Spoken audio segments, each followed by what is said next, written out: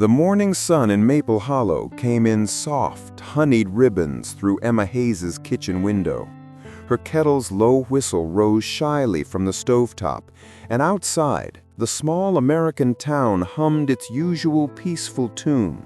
Screen doors clapping, a barber pole spinning lazily, the postman whistling down the street. People waved from their trucks. Strangers were rare, surprises rarer. On the windowsill, Whiskers sat like a tiny emperor, his tuxedo fur immaculate, his green eyes following birds with regal patience. He tapped the kitchen clock when Emma lost track of time, guarded her crochet projects like priceless treasures, and even swayed gently when she played music. Their mornings were filled with small rituals, quiet comforts, and the soft rhythm of companionship. Emma worked afternoons at Dottie's Quilts, where the air smelled of dye and the old sewing machines clattered like magic. Her mornings were spent watering her fern, feeding Whiskers his salmon kibble, and checking in on her elderly neighbor, Mr. Lewis. It was a simple life, fragile, ordinary, precious. Late that afternoon, the sky deepened into a strange, bruised color. The birds went silent. The maple tree outside shivered without wind. The air felt too still, too heavy, as if the world was holding its breath. Whiskers leapt from the sill, tail puffed twice its size. He let out a low, urgent meow, nothing like his usual chatter. He paced frantically toward the back door, then sprinted to the basement door and clawed at it, looking back at Emma over and over, begging her to understand something she couldn't hear yet. A low rumble of thunder rolled through the house. The lights flickered. A dog barked outside, then abruptly fell silent. Emma checked her phone. Tornado watch, not warning. But the air felt wrong, unnervingly heavy, like it was warning her in a different language. "Please don't scare me like that," she whispered, but Whiskers yowled even louder. Then, in a single violent instant, everything changed.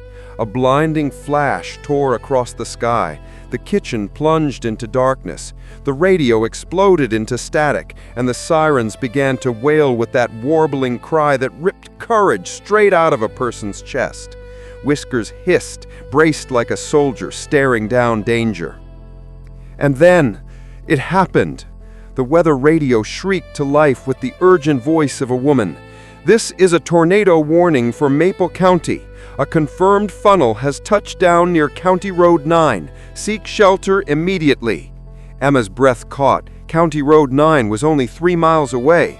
Whiskers stood on his hind legs, hitting the latch repeatedly, demanding she follow him. Emma grabbed the flashlight with trembling fingers, her breath shaky as she shoved the weather radio and phone charger into her sweater pocket. She snatched the shoebox of old photographs, the only irreplaceable thing within reach, and held it tight against her chest. Outside, the sirens screamed louder, vibrating through her ribs like a warning she could not outrun. She rushed to the basement door and pulled at the latch, but the swollen wood refused to budge. Whiskers scratched harder, desperate, his cry slicing through the rising storm noise. Emma braced her foot and yanked with all her strength until the door finally groaned open, releasing a breath of cool, damp basement air. Whiskers bolted down the stairs ahead of her, his tail straight like an arrow, pointing the way. Emma followed, her hand shaking so badly she nearly dropped the flashlight. Above them, a violent gust slammed into the house, rattling windows and shaking the walls as if a giant had struck it with his fist.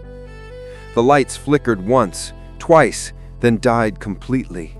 In the sudden darkness, the sirens cut out for a split second, leaving a silence so deep Emma could hear the wind outside twisting itself into something monstrous. It was not a voice, it was an hunger, and it was coming. Whiskers sprinted straight to the storm room, a steel-reinforced space her father had built years ago, and scratched at the bottom seam. Emma grabbed the heavy handle, whispering, "Please, please," as her fingers slipped again and again. The latch finally gave, swinging open to reveal the small, stocked shelter inside. Water bottles, granola bars, a first aid kit, and the blue-flowered quilt she had stored months ago, for comfort she suddenly needed. Whiskers guarded inside and Emma followed, using her entire body weight to pull the heavy steel door shut. It clicked into place with a sound that felt final, sealing them into a pocket of darkness where the world outside disappeared except for the faint glow slipping through the frame. She switched off the flashlight to save battery and sat on the bench, her heart pounding like a trapped bird. Then the roar began. It didn't start like a storm, it started like a whisper, a rumble, a vibration, and then it grew, louder, deeper, terrifying. People said a tornado sounded like a freight train, but this was 1,000 trains stacked on top of each other, metal grinding against sky. The house above them groaned, boards snapping, nails pulling free, as hail hurled itself against the walls in a furious rage. Emma curled into herself, pulling the blue quilt around her shaking shoulders. Whiskers climbed into her lap and pressed tightly against her chest, purring, not softly, but fiercely, like he was trying to anchor her to the world.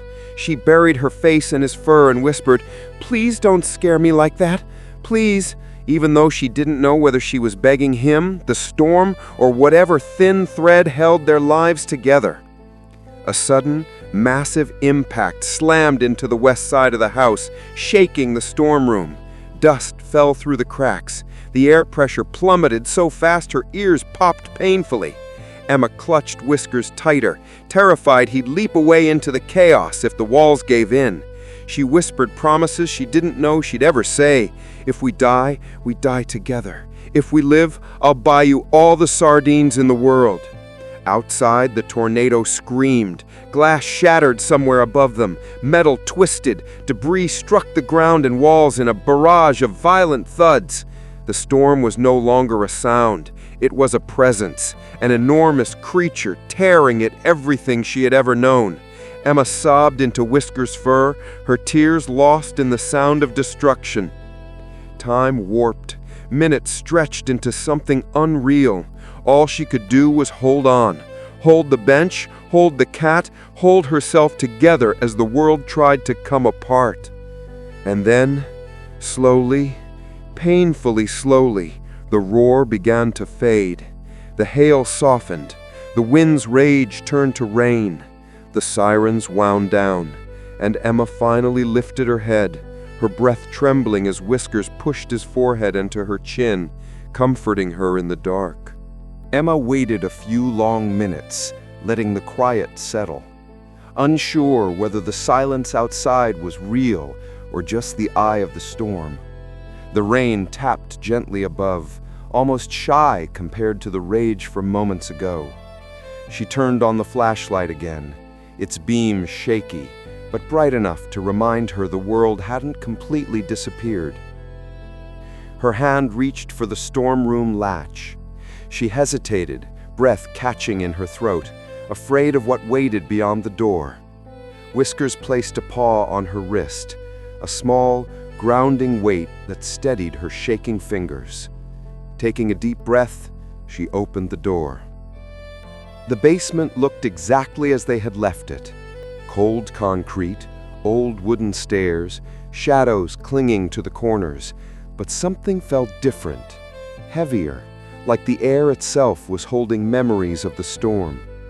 Dust drifted lazily through the flashlight beam as she began climbing the steps, each footstep slow, deliberate, bracing. Emma pushed open the basement door. She froze. Her breath hitched sharply. She could see the sky. Far too much of it.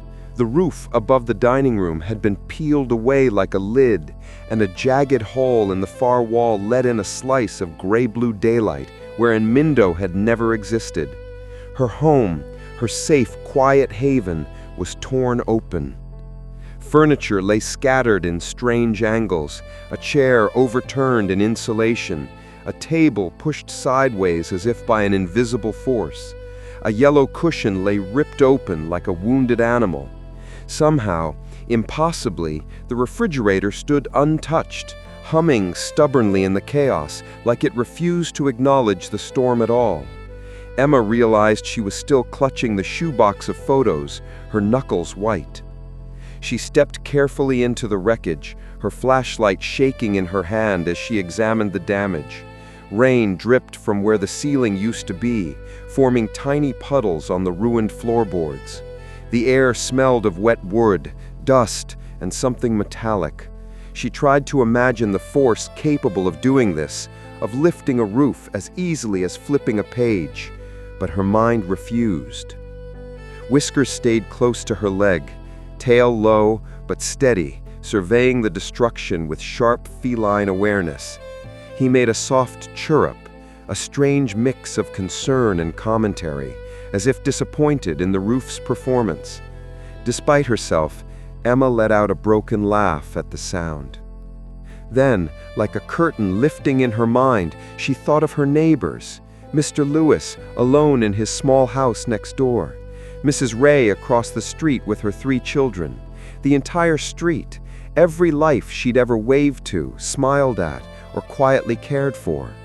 With a deep breath, she wrapped the blue-flowered quilt around her shoulders and stepped toward the shattered front of her house. Outside, Maple Hollow was a collage of ruin and resilience. A stop sign lay face down like it had surrendered. A pickup truck rested sideways on a neighbor's lawn. Trees were stripped bare, branches scattered everywhere like broken bones. Yet among all this destruction, people were emerging from basements and doorways, stunned but alive, calling out to one another. "Mr. Lewis!" Emma shouted, her voice cracking, and through the noise she heard him answer, "Em, I'm all right." He appeared in his doorway, hair wild, suspenders hanging, looking shaken but standing. Relief hit her like a warm wave, leaving her knees weak.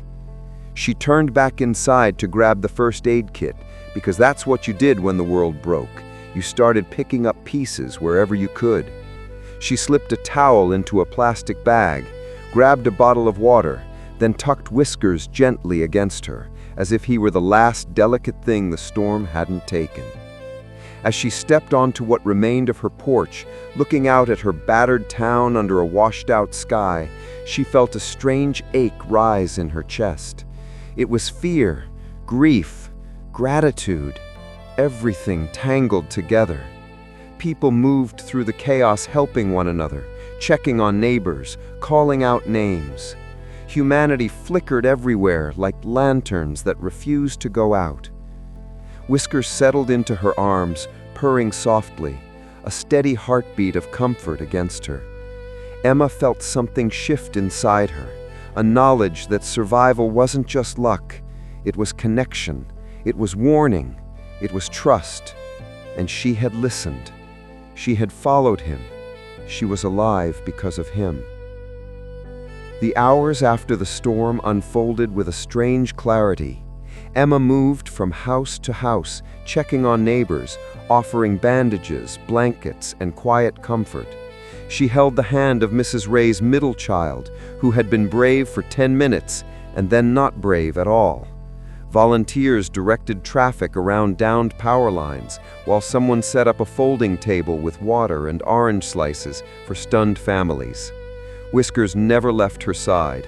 He stayed perched on her shoulder, her arm, her lap, wherever he could touch her.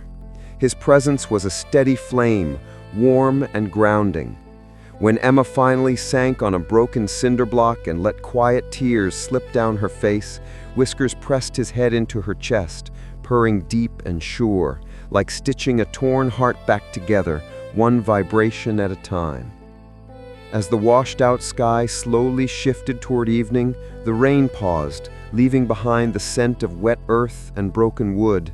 A robin sang tentative note from somewhere, testing the world to see if it was safe for music again. Emma stood on the edge of her shattered porch, quilt wrapped around her shoulders, staring at the street that had once been ordinary and now looked like a battlefield of memories. She thought back to the moment earlier, Whiskers pawing at the basement door, frantic, determined, warning her with every fiber of his small body. She had almost ignored him. She had almost stayed upstairs. The thought sent a shiver down her spine. She looked down at him where he now sat at her feet, tail curled thoughtfully, eyes watching her with a knowing softness.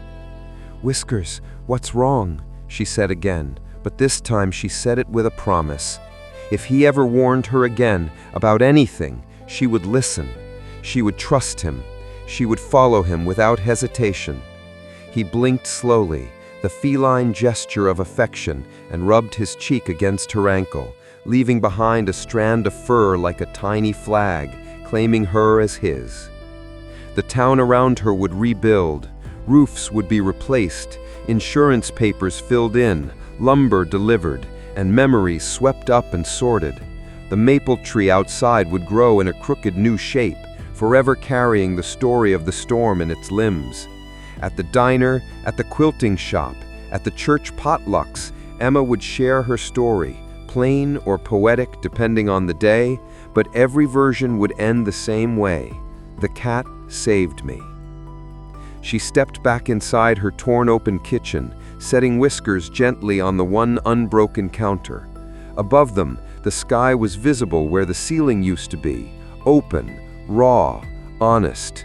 She picked him up again, holding him close, rocking gently, not because he needed it, but because she did.